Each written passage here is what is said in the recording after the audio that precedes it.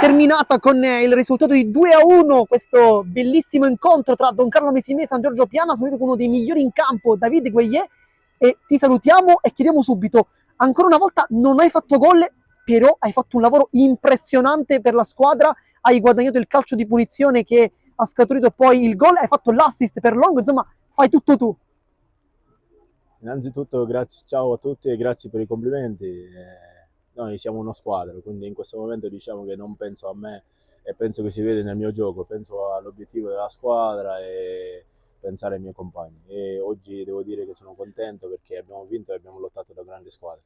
Adesso, parlando anche un po' delle scorse partite, la tua prestazione va sempre migliorando, anche con quegli stacchi in velocità che praticamente ti rendono imprendibile. Come stai fisicamente? No, fisicamente sono molto bene, ho iniziato la stagione a Vittoria, purtroppo venivo da partite che non giocavo lì e quindi ci ho messo un po' per mettere un po' di benzina, però poi dopo si vede che fisicamente sto bene, niente, mi metto a disposizione e aiuto la squadra al meglio.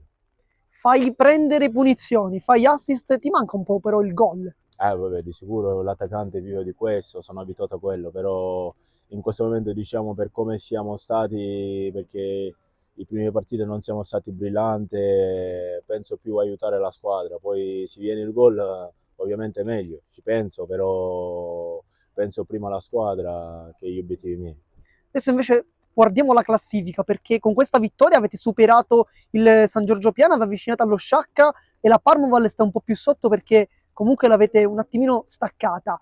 Quanto è importante la vittoria di oggi in virtù proprio della classifica? No, era importantissimo perché venendo qui il mio pensiero era di dare fastidio a quelli che sono là sopra. Ovviamente sono due corazzate che sono lì, quindi non c'è manco bisogno di parlare di queste squadre, però sapevamo che quando mi hanno chiamato che ci potevamo fare i playoff e ci dovevamo credere. E poi per la squadra che abbiamo, oltre agli infortuni che abbiamo avuto, penso che siamo una squadra da playoff e ci dobbiamo credere. Anche se non sarà facile perché sabato prossimo andiamo a giocare contro un ottimo Parmonval su un campo che sappiamo ma non è un alibi. Noi andremo lì, cercheremo di giocare, poi giocheremo a partita, poi tireremo le somme per vedere dove ci troveremo.